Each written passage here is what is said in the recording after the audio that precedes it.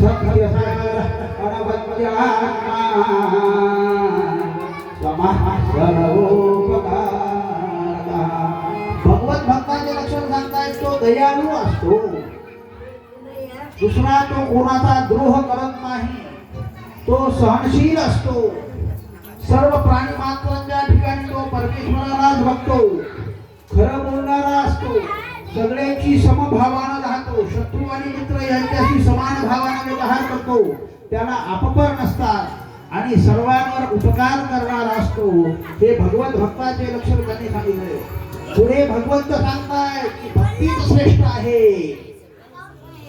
भक्तीच श्रेष्ठ आहे.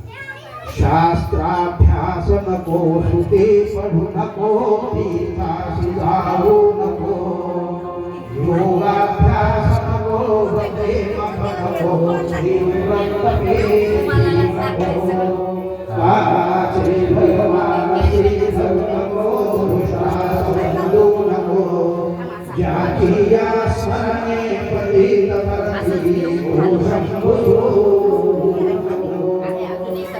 हे भक्ती भाग आहे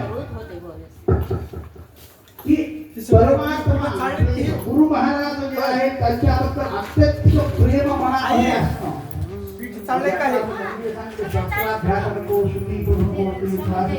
हे करायचं नाही का? तर प्रेम प्राप्त होईपर्यंत हे करायचं. पण साध्य काय आहे? प्रेम आहे. हे